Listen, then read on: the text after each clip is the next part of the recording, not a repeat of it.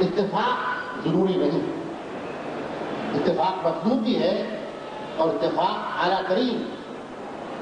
قدر، لیکن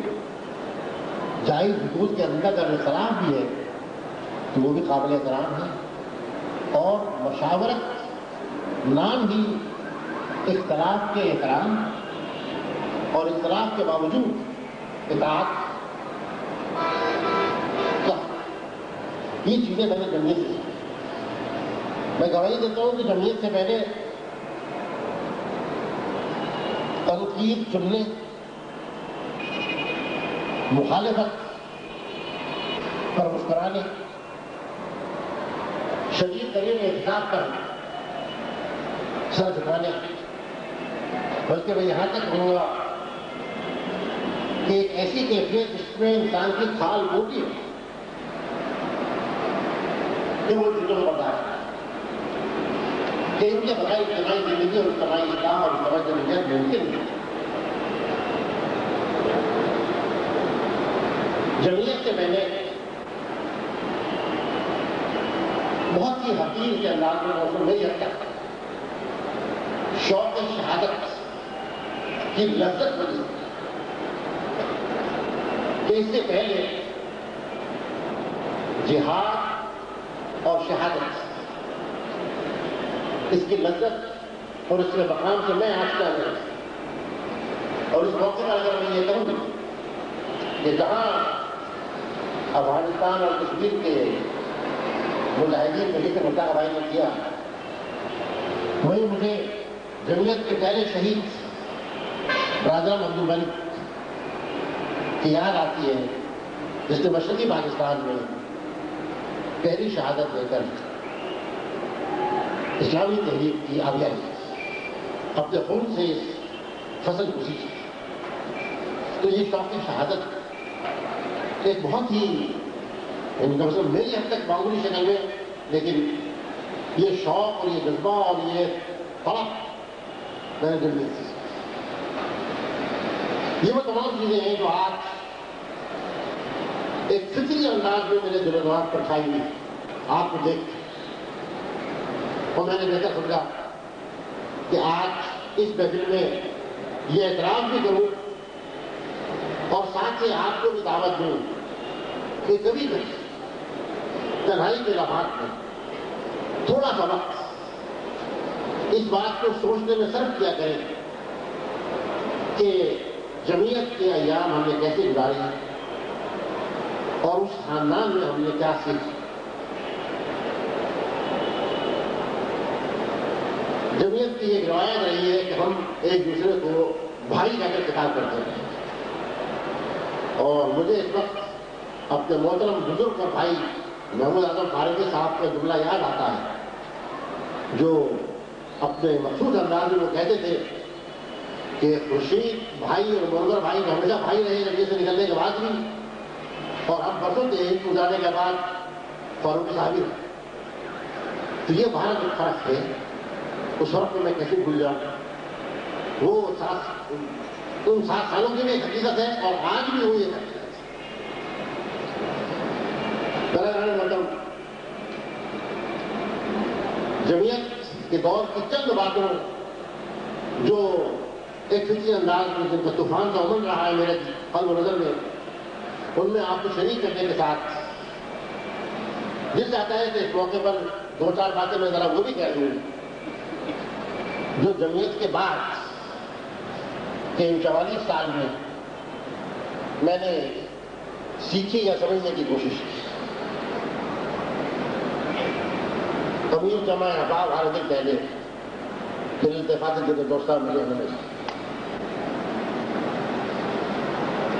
میں نے یہ محسوس کیا کہ اگر انسان کو اپنے نصب العین پر یقین کامل اور اس منزل اور نصب العین کے بارے میں تھوڑا سا بھی شک، تو پھر وہ ایسی جدوجہد اور قربانی جس میں جان دینے کا عزم بھی نہیں کر سکتا۔ کبھی جس چیز کے بارے میں انسان کو شک ہو اس پر جان نہیں دیتی. جان انسان سے اسی چیز پہ دے سکتا ہے جس کے بارے میں یقین. یہ بہت بڑی دولت ہے, یہ بہت بڑا سرمایہ ہے, یہ اس امت کا سرمایہ ہے.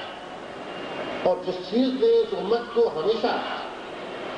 سر ہتھیلی پر رکھ کر اعلاء کلمۃ الحق پر قائم رکھا ہے وہ یہی یقین ہے. لیکن اس یقین کا ایک پہلو ایسا بھی ہے جسے بعد کی زندگی میں میں نے بار بار محسوس کیا, اور وہ ہے جس کے نتیجے کے طور پر انسان میں تشدد پیدا ہو جاتا ہے, جس کے نتیجے کے طور پر وہ اختلاف کو برداشت نہیں کرتے, جس کے نتیجے کے طور پر وائلنس کی طرف, بائیگوٹی کی طرف انسان بڑھ جاتا ہے. اور یہی وہ نازک مقام ہے کہ اسلام ایک طرف ہم میں وہ عزم, وہ یقین, وہ ایمان, وہ اعتماد پیدا کرنا چاہتا ہے جو ہر شک و شبے سے بالا, لیکن دوسری طرف وہ وسعت نظر اور وہ وسعت خلق پیدا کرنا چاہتا ہے کہ ہم دوسروں کو ساتھ لے کر چل سکیں. اور جو حضور نے فرمایا کہ جو مجھ سے کٹتا ہے میں اس سے جڑتا ہوں, تو یہ نازک فرق طالب علم کے اس دور میں میرے سامنے نہیں تھی, لیکن بعد کے زندگی کے تلخ حقائق و تجربات نے اس بات کو مجھے سکھایا. اور شاید زندگی میں توازن اور رویوں میں توازن پیدا کرنے کے لیے اس پہلو کے اعتراف کی بھی ضرورت ہے.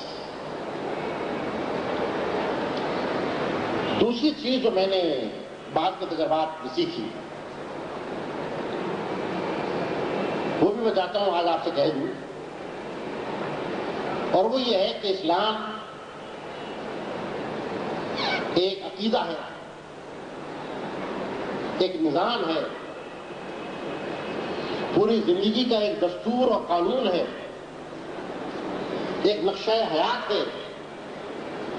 جو عبادات سے لے کر معاملات تک تمام چیزوں پر آتی ہے. لیکن اگر آپ گہرائی میں جائیں اور خصوصاً سے تحریک اسلامی جو محض کوئی نظری دعوت نہیں بلکہ فرد, خاندان, معاشرے, ریاست اور پوری دنیا اور انسانیت دین کو غالب کرنے اور قائم کرنے اور جاری و ساری کرنے کی ایک جدوجہد, تو اس پہلو سے ہمیں یہ غور کرنا چاہیے. اور میں نے یہ دریافت بڑی لمبی کوشش کے بعد کی کہ دین ایک نظام بھی ہے, لیکن دین ایک میتھڈ, ایک منہج. قرآن تعلیمات اور احکام کا مجموعہ بھی ہے, اور قرآن سوچنے کا ایک انداز ہے. ان تعلیمات کو انفرادی اور اجتماعی زندگی میں ان کی تطبیق کا ایک طریقہ ہے. یہ میتھڈولوجی ضمانت دیتی ہے بدلتے ہوئے حالات کا مقابلہ کرنے, لکیر کا فقیر نہ بن جانے اور اپنے دور کے تقاضوں کو پورا کرنے کے لائق بنانے. اس امت نے جب میتھڈولوجی ایک منہج اور طریقہ کار اور طرز فکر کے پہلو کو نظر انداز کر دیا یا اوجھل کر دیا اور صرف احکام کے مجموعے کو سب کچھ سمجھ لیا, تو پھر وہ جدوجہد, وہ ایجاد و اختراع اجتہاد اور جہاد، وہ کشمکش اور تغیر، وہ تنوع جو ترقی کے لیے ضروری ہے، کمزور پڑ جائے یا مان پڑ جائے۔ اور عروج و زوال کی تاریخ میں اچھی طرح دیکھا جا سکتا ہے کہ عروج اسی وقت حاصل ہوا ہے جب قرآن، سنت، دین، عقیدے اور تعلیم اور نظام کے ساتھ ساتھ تبدیلی کا ایک طریقہ، میتھڈولوجی فار چینج ملا ہے۔ اور جب یہ پہلو کمزور ہو گیا ہے تو پھر ترقی اور عروج کی طرف پیش رفت متاثر